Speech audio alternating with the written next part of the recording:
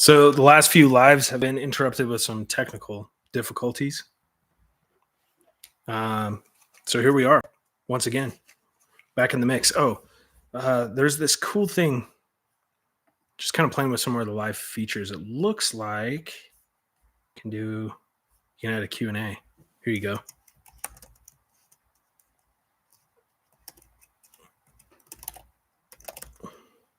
Let me just type this out. Hello, Sophia.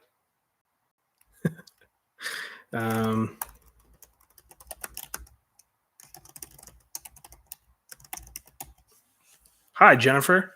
What's happening?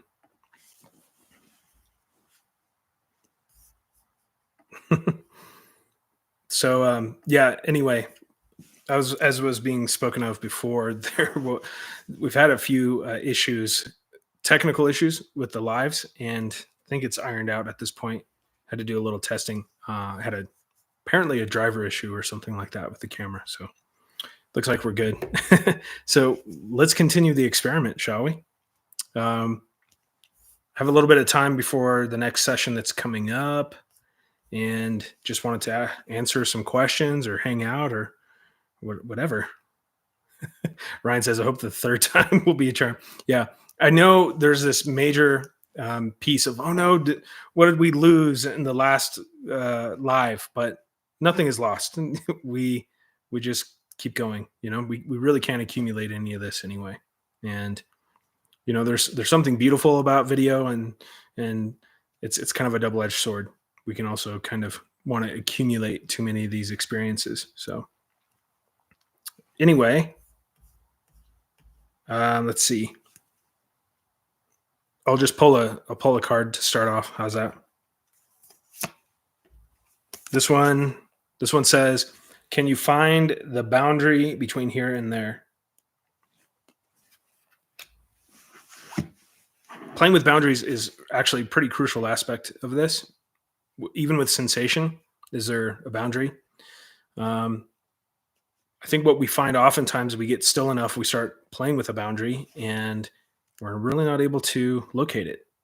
As we kind of get closer and closer, it seems like maybe there's a gradient, and then you can follow that gradient. Okay, follow that gradient until where the sensation doesn't seem to be, and we just cannot seem to find an end. That's kind of interesting how that can show up too. That will also show up sometimes in this overlapping of sensations that we have. So here's a fun game to play. Maybe if you've already been exploring with sensation a tiny bit, what if you get into, let's say you feel a sensation in your chest, and you go into that sensation, and you notice that it feels like empty space, or there's no sensation somewhere else, maybe in the solar plexus or down here in the abdomen. Move into the place where that sensation doesn't seem to exist, and then slowly move back into the sensation while you're zooming in, and keep oscillating between what is apparently two spaces, where the sensation exists and where it doesn't, and keep getting closer and closer to find maybe the atomic line of the boundary of that sensation. It can be a pretty fun way to play. Most of this is kind of best approached through play, through a sense of spontaneous exploration. A lot of things can be gleaned firsthand. It's all about this firsthand direct experience. So yeah, there can be a lot there. That's a good one. It's a good card. So, okay. Somebody said, let me see if I can read it, that somebody wants me to write a question. How about this? I can just ask a question and people can put it in the chat. Who here has a sense that they've had something along the lines of a first awakening? Or who here has had a very elongated, kind of powerful glimpse? Maybe something that lasts a weekend or longer in time. See if people want to play that game. In the meantime, I can just pull another one of these. This one's good. A lot of people will have a sense that it comes and goes. It comes and goes. This card points a little bit more directly. It doesn't go anywhere.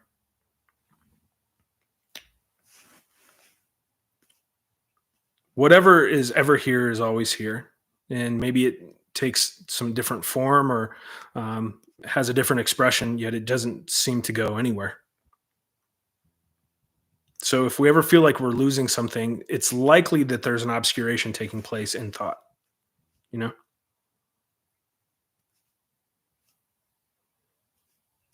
If that wasn't a trap question. No trap questions. The best way to describe this is there is no truth but your truth. Continuously examine and make sure that that's true. And then what you find is pretty hard to land on any platform that we can call truth. In the moment, we can have this experience. This is intense for now. It can be a rapidly changing experience, that's for sure. What's up, Reno? Nice to see you. All right, Jennifer, she's raising her hand. Let's see, do people who have experienced an awakening just had their chips deactivated? No idea. No idea. The sense is what we could really call, Angelo would define awakening as a radical shift in identity. It's a good way to put it. We could even say awakening is a transitionary experience from a survival space into one that is more aligned with thriving. The majority of identity, all it is just a really overblown protection mechanism. If we can ever have an experience and we ask, is this compensating for something else? Go to the something else if you notice an essence of something. And sometimes we can have an experience of fingers pointing to other fingers, pointing to other fingers, pointing to other fingers that point to the moon. We can call that breadcrumbing. Kind of like that t-shirt that's in the shop. It says, follow the breadcrumbs, and it shows like a little Buddha duck. Follow those breadcrumbs. So once we get to primary experience, we can even ask it again with a little bit of inquiry. Is this experience, or is this feeling, or is this motion, or whatever it seems to be, compensating for something else? And if that seems absurd or ridiculous, then we are in primary indirect experience there. Just another way to play. None of these particular methods or experiments or practices are intended to be fixated upon. It's just a matter of opening the horizon so that your own intuition begins to guide, because truly that's the best pointer. Life itself, your experience in life, is the best pointer. And then from there, as we build these bridges from what we know into this space of what seems unknown, something else begins to kind of happen. We lose a sense of this authenticity or this sense of self because there's no longer a reference point. Yet along the way, authenticity seems to be the name of the game. So to meet everyone where they are is kind of what we're up to. And kind of like the video that was posted earlier, we build bridges together. We meet you where you are. We use the tools and the pieces that you might be familiar with to kind of transition into something else. And truly, the best space of transition is in here in the body, the felt sense there.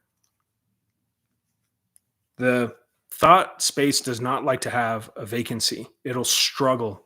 It'll fight. It'll protest if there seems to be a vacancy. Sensation is a wonderful placeholder for a while. And then we kind of go from there. What we find, though, is that transitionary space from sensation into this greater sense of I am is a lot more effortless than this first transition, this first bridge that we build.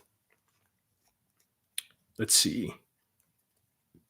Flavia says, is there any chance you'll upload the last Koan session? So that one is destroyed. Didn't work out. Went into the editing and there was a whole bunch of glitching and couldn't hear my voice during part of it. So no, it must have been really good, because I've been asked a few times if that one will come up. That's all right. We start anew, always. Let's see. Jennifer says, I kept watching that Feel What's Feeling You video a few weeks ago and everything just popped open for a bit. Yeah.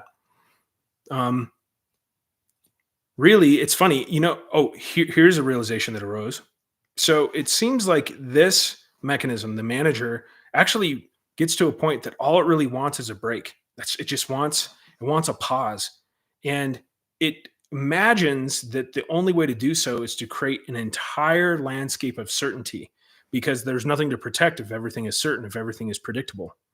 And so what it does is it has like this system of withdrawing and disassociating and pulling back and withdrawing, and all these different layers that are all kind of masked by these assumptions, these beliefs, these pieces of constructed thoughts that we consider certain.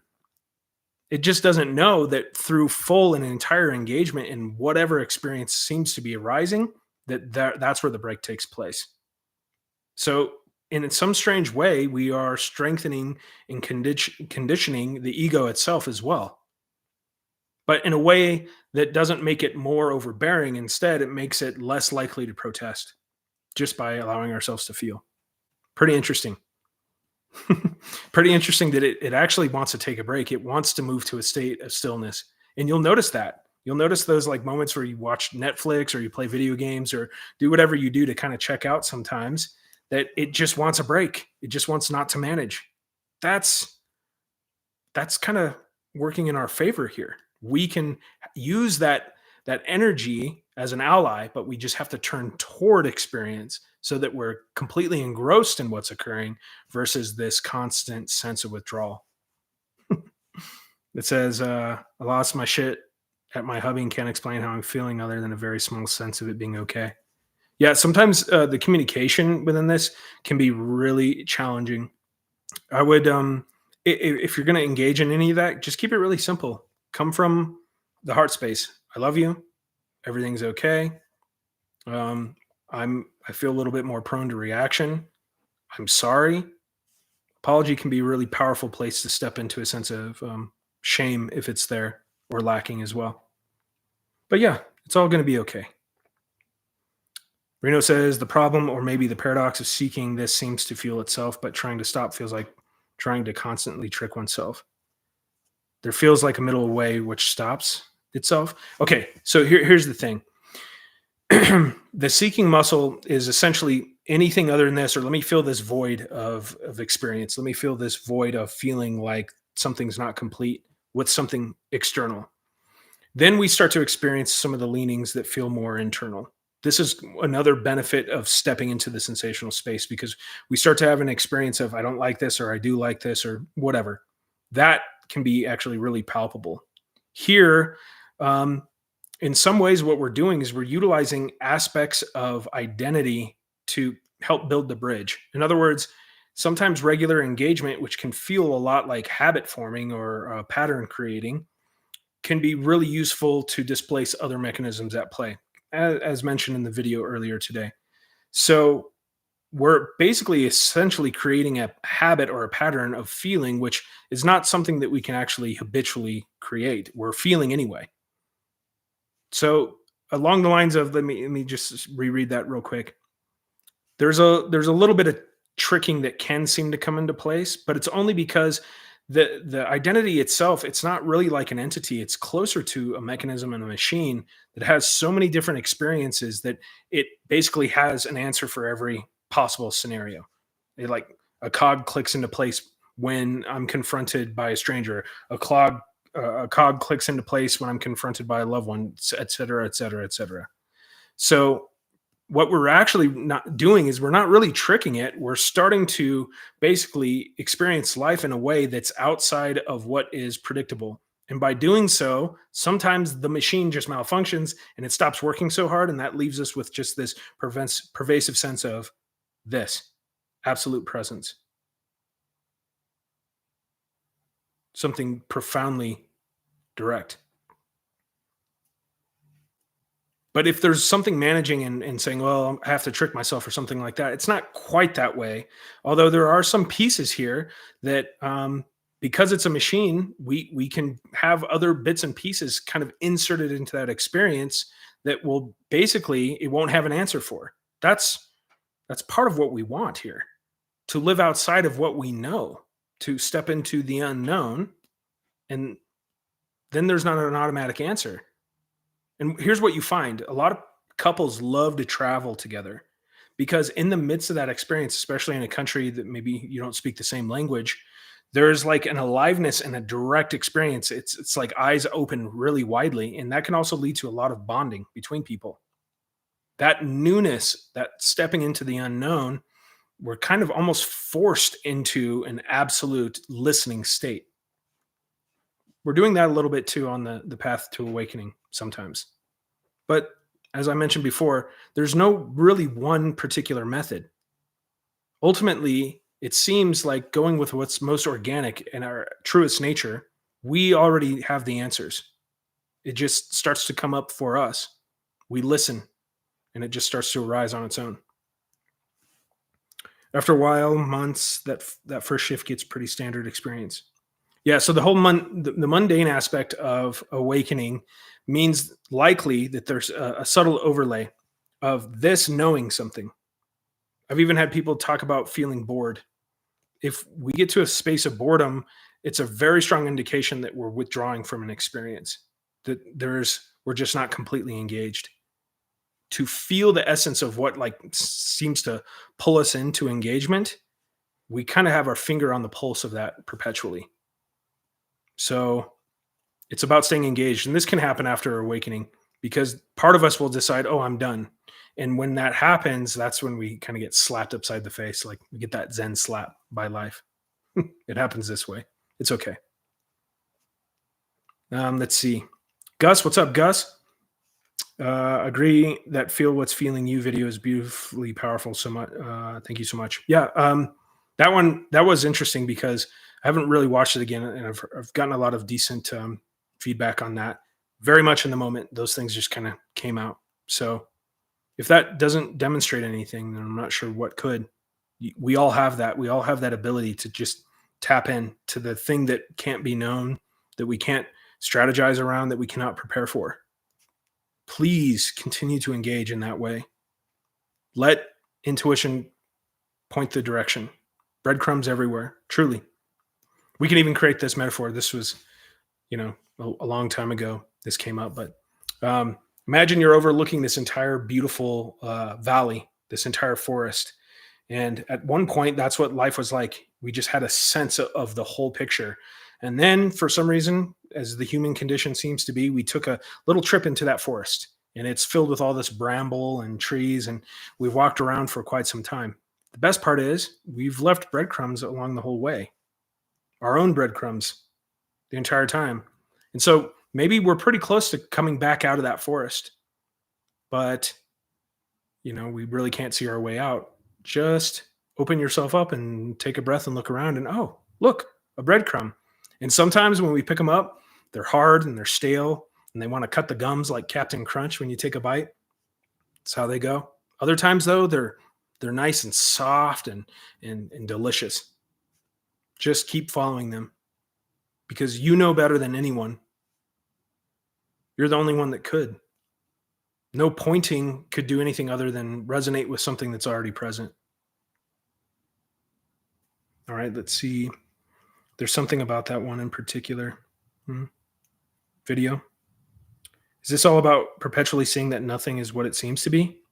Not necessarily. We don't create a belief that nothing is what it seems to be. Instead, what we do is we open ourselves up and let it reveal what it truly is.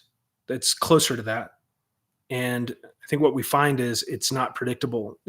Whatever it truly is seems to shift dynamically all the time. But there is a felt sense of, oh, I know this.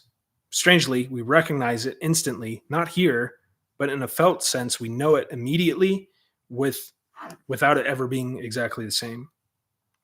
There does seem to be a lot of paradox involved. Yeah, Nico says the mind doesn't really want to be in charge. It actually seems to be that way. It seems like it's feeling that it has to. I have to protect. I have to protect it. Like this desperate need to protect. This desperate need to protect, to protest, to protect, to say no, to push away, to be certain, to keep some removal, and then okay, maybe I can relax. It just wants to reach a state of stillness. Also, strangely enough. Reno says, thank you. Literally, my wife and I just went to Japan last month and it was exactly like that. Yeah, with the travel. It's beautiful. Can I have a koan? Yes. Here you go. This one says, is there ever a time where you don't feel? That's a nice inquiry there. Is there ever a time where you're not feeling? If that's the case, pay attention. Is it possible not to feel? Another interesting inquiry there. I love how you were storytelling and what you were trying to impart. Sometimes stories, yeah. I mean, it's another bridge. Nothing wrong with story as long as we don't utilize that as the driver for our experience. And if we pay a lot of attention, we'll see that identity really needs that cause and effect storyline to overlay, to protect from something potentially dangerous. And it only regards it as dangerous because it remains unknown. The unknown, the unknowable, the unbound, the uncaused. Recently saw some sense of subtlety at the self-sense more clearly, almost like a very fundamental positionality or view. There's probably nothing to do about this, but my reflections. Well, here's the thing. Observation is an absolutely crucial aspect of this. Just notice everything. Notice every thought. Don't get caught up in the detail too much, but just notice the essence of thought. Notice the essence of sensation. Notice if there's patterning and correlations that arise. And within that noticing, we're building our own bridge to something that's a lot more direct. All right. I have a session coming up. So nice to spend time with you. This one looks like it will function. I haven't gotten any feedback that there was freezing. So it looks like we're good. I'll probably put a pause on it for today and maybe put it out tomorrow or the day after. But thank you all so much for coming and hanging out with me. And it's always such a joy to spend time with you. So nice to see you. Talk to you soon.